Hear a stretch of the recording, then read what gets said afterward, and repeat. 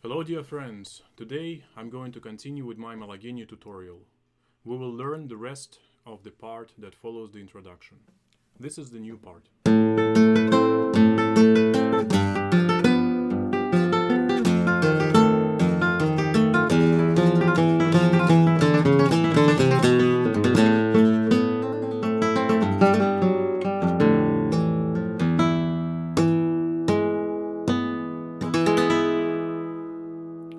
The introduction itself ended with a scale. And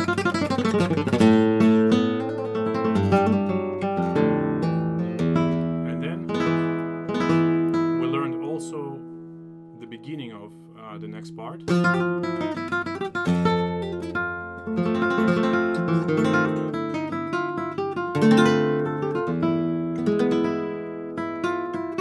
And this is where the new part comes in.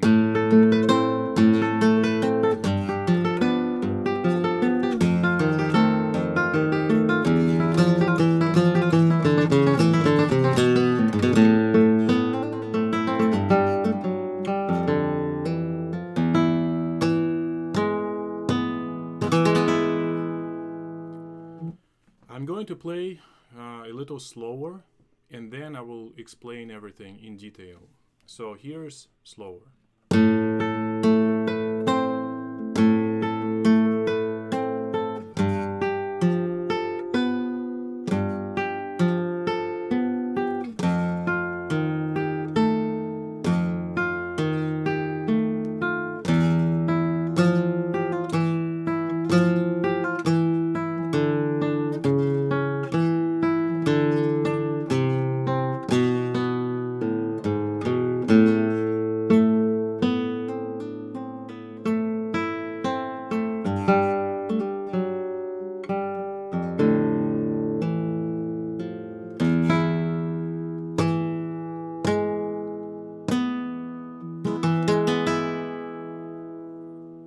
Okay, so let's learn it in detail. It starts with this A minor chord in 5th position, so we have half bar covering 4 strings, these strings, and the chord is, the 3rd finger is on the 7th fret of the 4th string. And this is what we have. The melody is on the 1st string, so in the pinky. So the pinky goes to the 7th fret and then the 8th fret. And this is what we play in the right hand. I use these 3 fingers to play that melody. So ring, middle, and then index. But you can use 1 finger if you want. Or index and then middle. Or any combination that you want. It's basically personal. So these are the strings that I'm playing. Open A, which is the 5th string. And then ring finger plays the 1st string. Now put the pinky on the 7th fret, 4th string and 1st with thumb and middle, and then kind of we pinch all 3 strings with thumb and index in the right hand, and the pinky now has moved to the 8th fret, so like this. And it continues this way. 5, 1. Now put the pinky on the 7th fret. 4, 1. Remove the pinky. 3, 1. And in the right hand I have PA, PM, PI.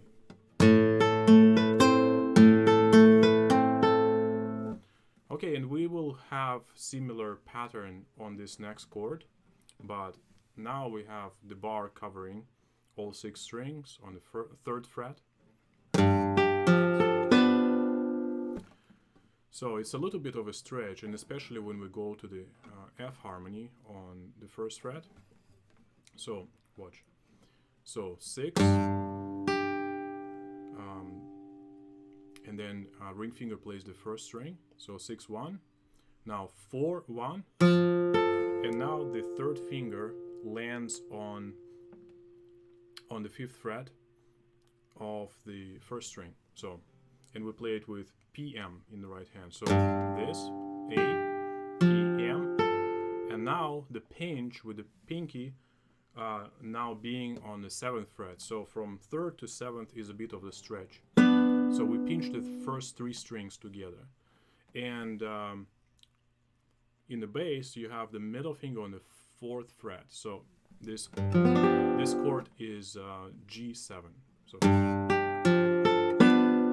all right, and then just like before, we play 6, 1 with thumb ring, 4, 1 with thumb middle, and then so that's with the 3rd finger here, and then remove the 3rd finger, play 3, 1 with thumb and index, and then this whole thing is repeated on the 1st fret, so it's entirely the same. Okay, so 6, 1, 4, 1 with 3rd fret, and then pinch the first 3 strings with thumb and index, and that's on the 5, and then 6, 1, 4, 1, 3, 1. So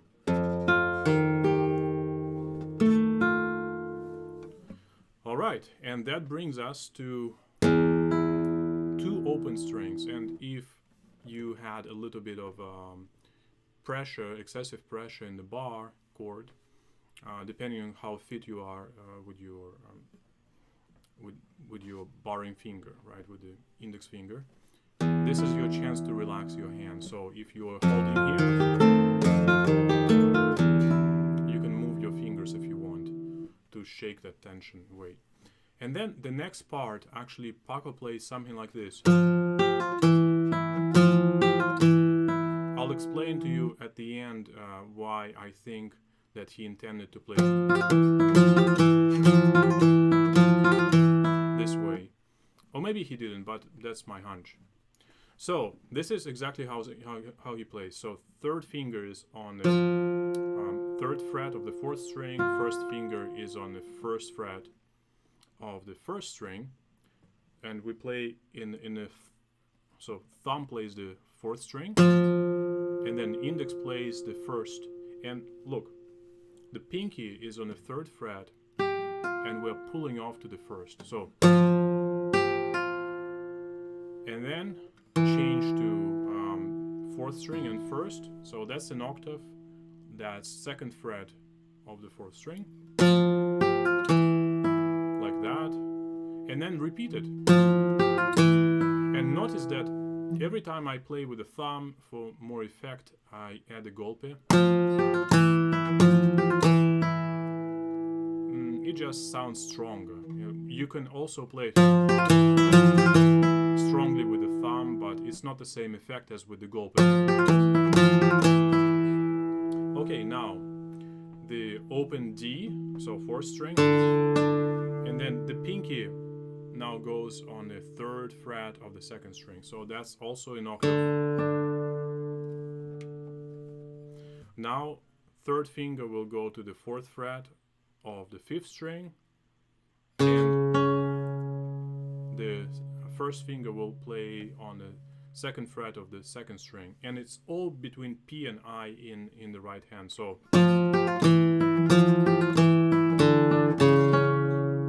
now we go back to this, so this octave, 2nd fret 4th string and 1st string open, and then 4th string open, and this is 3rd fret of the 2nd string.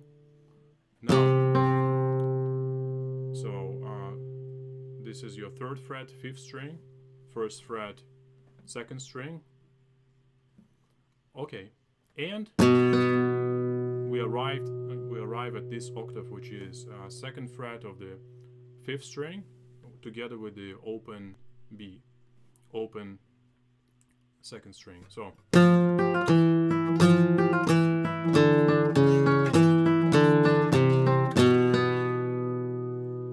the last one is a little rush, like you want to end on the 2nd string rather than the bass. Now pull off, fourth fret of the 6th string with the thumb. Now 2nd fret of the 5th string, and then open 5th string. So, and then we play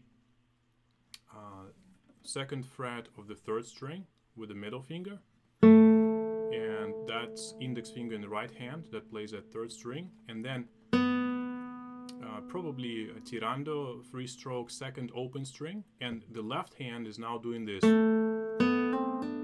which is all left hand. So we hammer on the 1st fret and then 3rd fret with the pinky, and then pull off to the 1st fret and then open 2nd string. So, and then we play this A minor chord, which is 2nd fret 3rd string, 1st fret 2nd string. Look. So index finger plays the 3rd string, and then we have A and I playing 1st, 2nd, 3rd. So now this is what we have. So this is 3rd fret of the 6th string together with open G, open 3rd string, and then we have this mordent.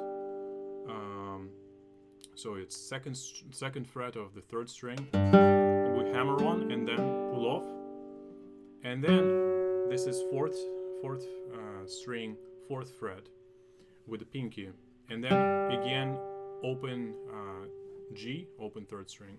Now we have 1st fret of the 6th string together with the open 4th string, and then hammer on the 2nd fret with 2nd finger, and 3rd fret with 3rd finger. That's 4th string. So, and then open 6th and 1st strings together, and then form this chord. That's your E major, and the shorter version of it, right? So, and this is what we play in the right hand: 4th string, 3rd string, 2nd, and then this. So arpeggiato from the 4th string to the 1st, and so 2nd fret, 1st fret of 4th and 3rd strings. So every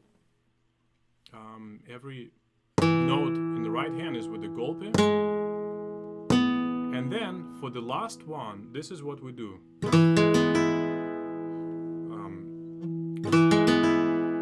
So how can I explain it? In flamenco we play from the wrist. When we play pulgar, so that's the thumb work, we play from the wrist.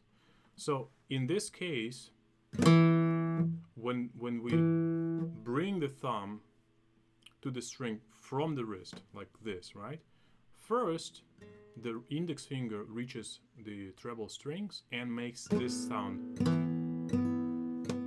before the thumb plays, and then the thumb covers the string at the end. So we have this kind of noise happening right before we play the first attack with the thumb. So it's important not to do it this way, but from the wrist. So the index finger lands on the strings before the thumb. And I think Paco also includes a golpe when the thumb attacks finally, on the first attack. So now, why do I think that Paco plays? Because every other interval is an octave, and this is how it is. So we have the main beat, and then it's octave above.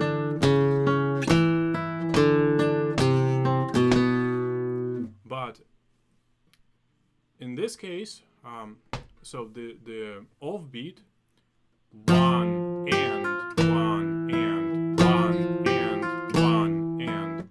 See, for the first interval, for some reason he has the G on the offbeat.